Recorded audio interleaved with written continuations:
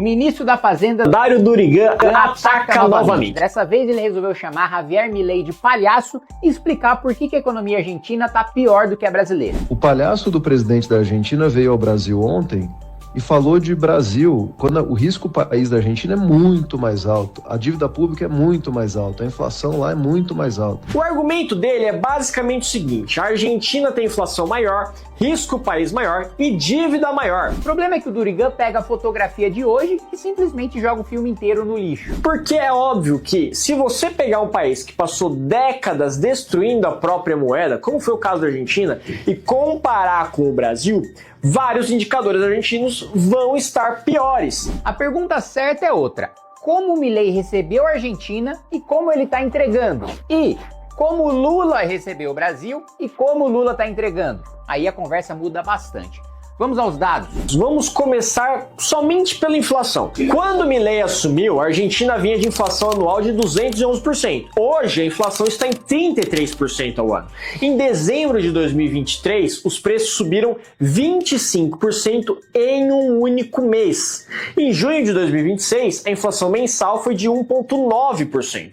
Tem que ser muito burro para olhar uma inflação cair de 211% para 33%, e dizer que o governo está errando na economia. Agora vamos para o risco país. Milei recebeu o risco país argentino perto de 1.930 pontos. Hoje está na casa dos 400. É uma queda de aproximadamente 80% do risco de se investir no país. Moody's, S&P e Fitch melhoraram recentemente a avaliação de crédito da Argentina. Vamos dar uma olhada na questão da dívida. E é aqui que a coisa fica ainda melhor. Melhor para a Argentina, claro. Durigan diz que a dívida da Argentina é muito mais alta. Beleza, vamos usar a mesma metodologia para os dois países? Porque comparar a dívida de países usando critérios diferentes é aquela estatística freestyle, né? Escolhe o número que gosta e depois explica o método. Pelo World Economic Outlook do FMI, a dívida bruta do governo geral projetada para 2026 é de 70% do PIB na Argentina e 96% do PIB para o Brasil. Eu vou repetir porque talvez alguém no Ministério da Fazenda pode ter piscado.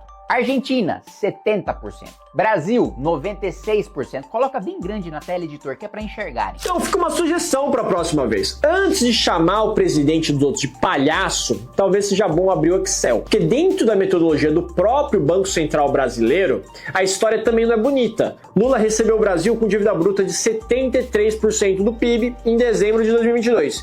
Em maio de 2026, já está em 81,1% do PIB. 10 trilhões e 600 bilhões de reais. Então temos uma situação interessantíssima aqui. Durigan está criticando a dívida argentina, enquanto trabalha num governo em que a dívida brasileira foi de 73% para 81% do PIB. Mas vamos chegar para a parte mais importante: resultado fiscal. Em 2022, antes do Lula assumir, o setor público consolidado brasileiro teve superávit primário de 1,28% do PIB. Nos 12 meses até maio de 2026, o Brasil acumulava déficit primário de 1,14% do PIB. Quando você inclui os juros, o déficit nominal chega a 9,62% do PIB. 8,48% do PIB é só juro. Quase 9% de tudo que o Brasil produz indo para juro. Aí alguém olha e fala: ah não, mas o problema não é fiscal. Tá bom, Cláudia, senta lá. Não é fiscal não. Deve ser um Itachi fazendo genjutsu.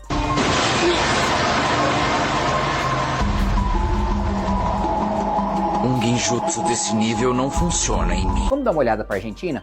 O Milei recebeu uma desgraça de país que terminou 2023 com déficit primário de 2,9% do PIB e déficit financeiro de 4,6%. Em 2024, ele transformou um déficit de 4,6% num superávit de 1,8%. Mesmo depois de pagar juros, o superávit financeiro é de 0,3%. Foi o primeiro superávit financeiro da Argentina em 14 anos. 14, gosto desse número. No ano seguinte, 2025, superávit primário de 1,4%, superávit financeiro de 0,2%. Primeiro semestre de 2026, ainda positivo. Superávit financeiro acumulado de aproximadamente 0,1% do PIB. Resumo, vou desenhar para ver se o Durigan entende. A Argentina saiu de déficit para superávit. O Brasil saiu de superávit para déficit. a dívida brasileira subiu. O próprio FMI disse que o Brasil precisa de um esforço fiscal mais ambicioso para colocar a dívida numa trajetória decente.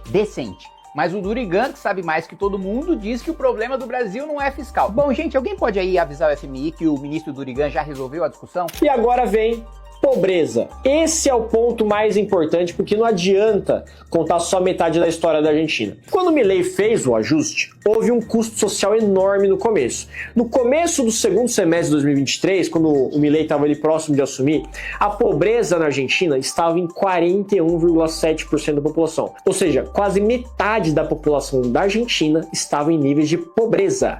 4 a cada 10 argentinos eram pobres, eram considerados pobres, estavam abaixo da linha da pobreza. No primeiro semestre de 2024, durante o choque inicial, esse número saltou para 52,9%, ou seja, superou a marca dos 50% da população argentina. Só que depois ela começou a cair. Primeiro para 38,1%, ou seja, já melhorou em relação àquilo que o Milei tinha pegado. E no segundo semestre de 2025, no ano passado, chegou a 28,2%, o menor nível oficial desde 2018.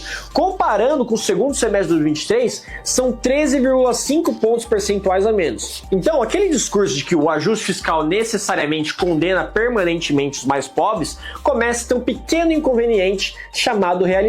A atividade econômica também sofreu no começo, mas logo depois se recuperou. Em 2025, só para vocês terem uma ideia, o Brasil cresceu apenas 2,3%, enquanto a Argentina estava crescendo 4,4%, ou seja, praticamente o dobro. Então vamos dar uma olhada na sequência argentina. Número 1, inflação despencando. Número 2, déficit virando superávit. Número 3, risco país caindo perto de 80%. Número 4, pobreza caindo depois do choque inicial. Número 5, economia voltando a crescer. E número 6, agências de risco melhorando a avaliação do país. O Milei recebeu uma bomba, mas não deixou ela explodir. O Lula recebeu o Brasil com superávit primário e dívida de 73,5% do PIB.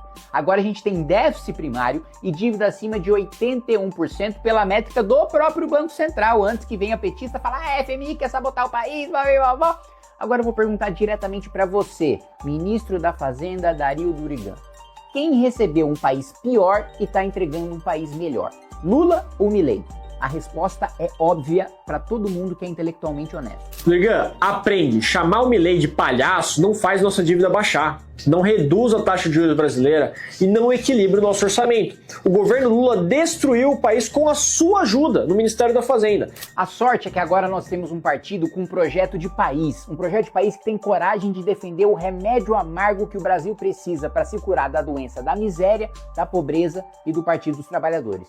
Esse partido é o Partido Missão.